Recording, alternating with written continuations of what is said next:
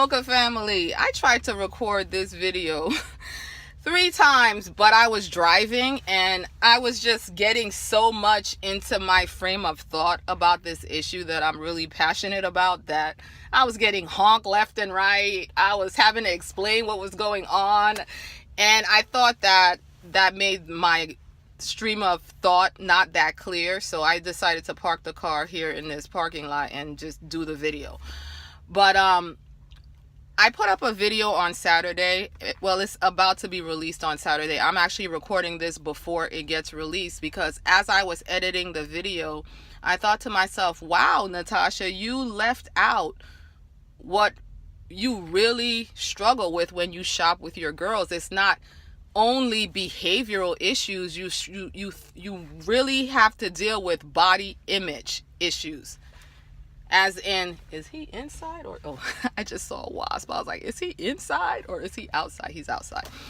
But you really struggle with body image, as in looking at your body and being able to appreciate yourself for what you have, you know, especially as a little girl. And in my house, we really don't struggle with overweight or anything like that, but we do struggle with body type, because I do think that the ideal body type culturally is the skinny body type, the slender body type, not too much butt, not too much hips, definitely not too much chest, and at least fashion wise. And so sometimes when we're in the fitting room and my girls are trying things on, you know, they'll say things like, oh, I look fat, or that makes me look fat. And I look at my girls and I'm like, I'm looking at all of them, all 4 of them.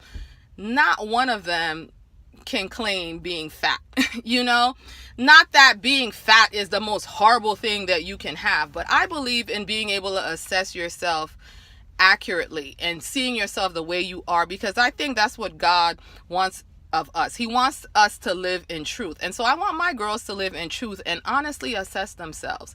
And so part of shopping for me is helping them to understand that we all have different shapes, we all have different types, and certain styles flatter certain bodies better than others, and just helping them to navigate and wade through that. Like, what kind of cut jeans should I wear? What kind, you know, what hem length is good for me?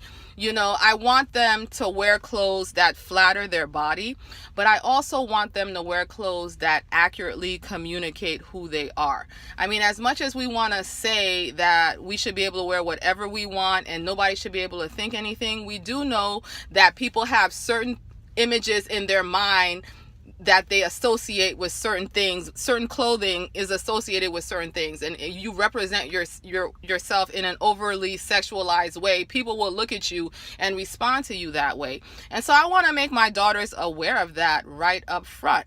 And so not only do we discuss accepting yourself and working with what you have and trying to flatter yourself as much as possible according to your body type, we also talk about what we think as their parents, my husband and I, is acceptable and what isn't acceptable. And before we even go into the store, they already know. They know what we're going to be willing to buy and what we're not going to be willing to buy. But I don't want my girls to not like what they see in the mirror because they're comparing themselves to someone else. And when that someone that they're comparing themselves to has a whole different range of what their body will do compared to what your body can do, but you still keep looking at them and saying, I wish I looked like that. I look bad because I don't look at that. Don't look like that. You know, I spend a lot of time making sure my girls understand, you know, you don't have the same body. You know, your body is not going to do that. You know, if you starve yourself, you're just going to look emaciated and unhealthy. You're not going to be able to achieve the type of slender look, you know, that you're shooting for. And always telling them how beautiful they are and reinforcing how beautiful they are. And so in more recent years, I've tried to slow my response, because sometimes I'm light years ahead of them with where I think their comment is coming from, but their comment is really not coming from there at all. and I gave them too much information, or I led them down a rabbit trail that wasn't even necessary. So I really try to listen to them to hear what they're saying. And I'll be honest, sometimes my answer isn't always understood or agreed with or fully received, but they heard it here first. That's my goal. At least they heard it here first. And I really have to try to model it for them. And I haven't always been really good at modeling it for them. Growing up, I've always been pretty naturally slender. In fact, I only started gaining a lot of extra weight in more recent years, and that was due to a hormonal imbalance in my life, and so in my body. And so when I corrected that hormonal imbalance, my body slipped down to a regular, the weight it was before, which is pretty skinny. So I haven't had to deal a whole lot with being overweight. But when I was overweight for my body, I think I was about 25 pounds overweight according to what you're supposed to be for your height.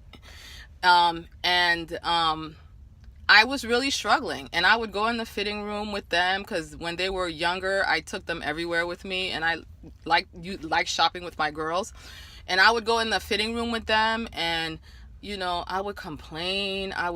They would see me get visibly upset, and so I've had to be real and honest with them that we all struggle with these issues, but we have to really talk to ourselves, and we have to really push back against the messages that the media and our culture just in general send to us about what's beautiful and what looks good, and be accepting of our bodies and try to work with what we have, and also take practical steps if we're unhealthy and we need to make some changes and make good healthy choices. But after you've made all the changes, you exercise, you eat well, this is the body that you have, let's work with it. That's what I always want to communicate with my girls about their body image. And I also try to be aware of stores and what kind of sizing they offer and what kind of styles they offer, because some stores, when we go in there, I just know, I know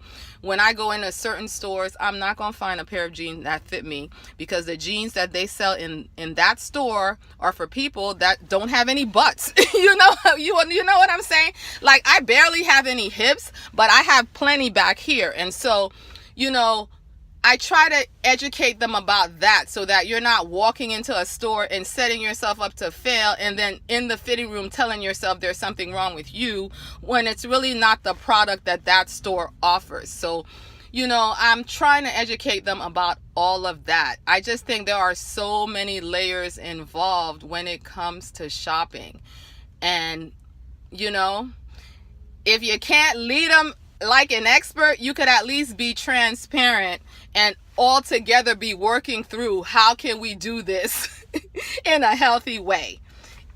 So let me know, do you guys struggle with this at all? Do you have any, can you say yes, you are not alone in the comments down below, or offer any suggestions? Thank you so much. Be blessed.